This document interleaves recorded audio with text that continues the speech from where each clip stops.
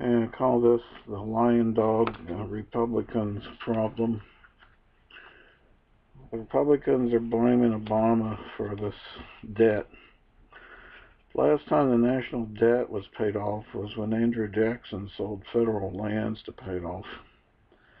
He also went back to the gold standard, and the U.S. lost all of its credit. That was around 1814 when he broke the Democrats off from the Democratic Republican Party of Thomas Jefferson, which was probably the best party that ever lived. And we should go back to that.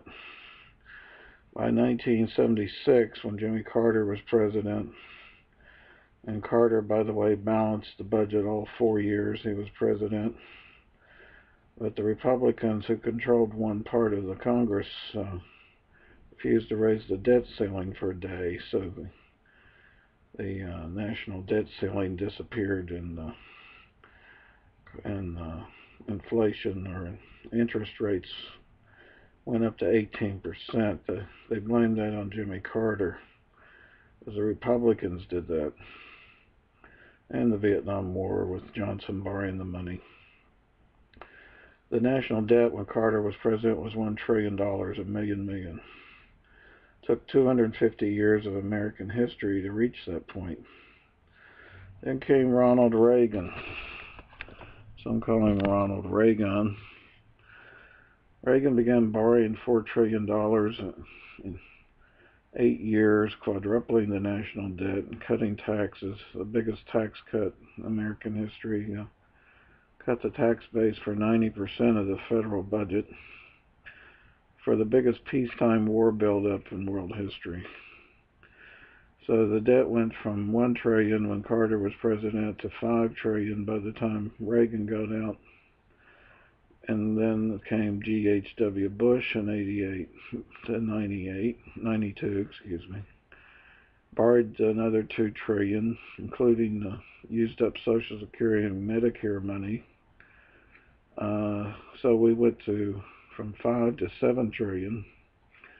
And then Bill Clinton was a high roller on defense in spite of the propaganda that he hated the military. He never said he hated the military. He was spitting at Cold War levels on military, another 2 trillion. So we went to 9 trillion in debt. And then GHW Bush twice, who never should have been president because Miami Cubans put him in the first time, the Israelis put him in the second time.